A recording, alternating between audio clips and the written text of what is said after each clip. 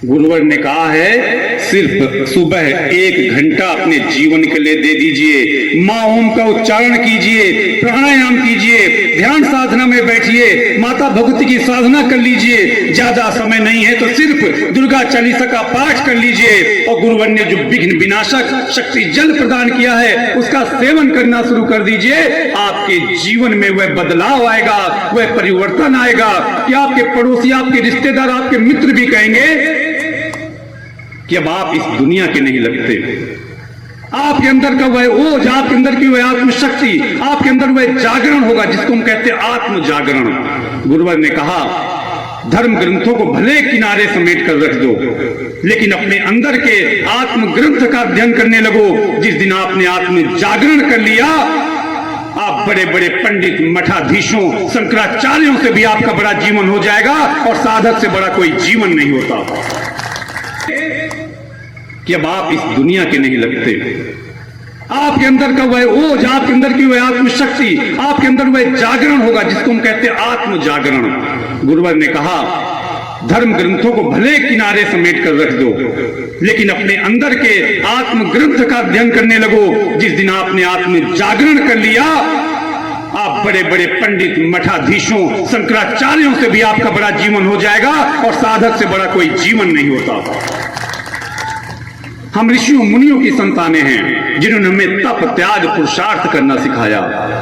धर्म पथ भी उसी तरह है। यदि पढ़ने वाला IAS IPS बन जाता है तो धर्म पथ और साधना पथ पे बढ़ने वाला उच्च कोटि का मानव कहलाता है। आज हमारे समाज को जरूरत है। भ्रष्टाचार फल फूल रहा है, नशे की अवैध दुकानें फल फूल रही हैं।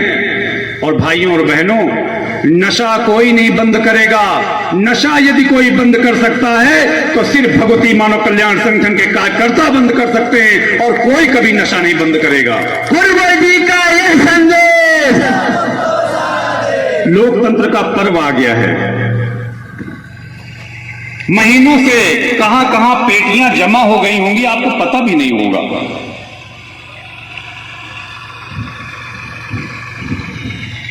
एक एक विधानसभा में हजारों पेटियां जमा हो गई होंगी, आप जान भी नहीं पाएंगे। चुनाव के समय हमारे गांव के युवाओं को, पुरुषों को शराब पिलाई जाएगी। उनकी मत बुद्धि को भ्रष्ट किया जाएगा। उनके मस्तिष्क पर कब्जा किया जाएगा। और हमारा समाज आज आजादी के 75-76 साल बाद भी इसीलिए पीछे है, क्योंकि ना हमें अच्छी शिक्षा मिली, ना अच्छा स्वास्थ्य मिला। मिली तो शराब की दुकानें, मिली तो हर विभाग में भ्रष्टाचार की दुकानें। गरीब और गरीब होता जा रहा है, असहाय और असहाय होते जा रहे हैं। 150 करोड़ की जनसंख्या वाले देश में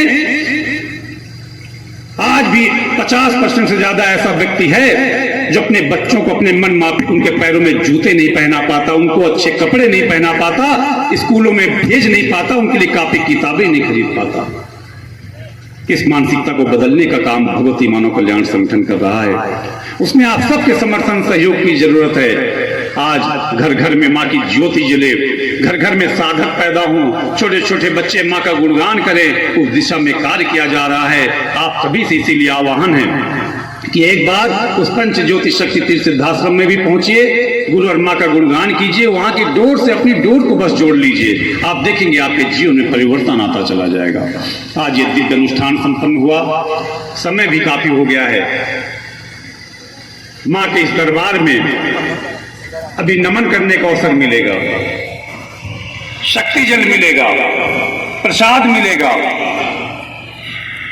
जब मां के चरणों में निवेदन करिएगा तो एक निवेदन भाव नमन करते हुए रखिएगा कि मां बस हमें इस कड़ी से जोड़ लीजिए, हम इस कड़ी से दूर न जाने पाए, हमारे जीवन में भक्ति जुड़ जाए। हमको इतना ज्ञान देते रहिए कि हम भक्ति, ज्ञान, आत्मशक्ति के साथ अपने जीवन को संचालित कर सकें। आप लोग परेशान होते हैं अपने बच्चों के लिए, कई लोग अपने बच्चों के लिए परेशान होते हैं कि हम उसको करोड़पति बना दें, उसको बड़ा बड़ा व्यापार करा दे, कुछ मत कराइए, सिर्फ अच्छे संस्कार दे दीजिए। आपका बच्चा आपकी सामर्थ्य से 10 गुना ज्यादा आगे बढ़ता और खड़ा नजर आएगा। केवल अच्छे संस्कार दे दीजिए। परिवर्तन को देखने समझने की आवश्यकता है। जन जन को जगाइए, नशा मुक्त जीवन के लाभ बताइए, माता भगवती की साधना कैसे करनी है उनको इसका ज्ञान दीजिए। और जीवन में करना क्या है, ब्रह्म मुहूर्त में उठने लगिए। सुबह का 1 घंटा जब आप देखोगे ना, आंकलन करोगे कभी, 24 घंटे होते हैं 24 दिन भर में। 8 घंटे सो भी रहे हैं, दोपहर में खाना खाया तो भी 1 घंटे आराम करना जरूरी है। पड़ोस की चौपाल में पीपल बरगद के पेड़ के नीचे वहां मोहल्ले वालों से भी बात करना जरूरी है। फिर मोबाइल भी सोते सोते देखना जरूरी है। सब कुछ हम करते हैं, सब कुछ।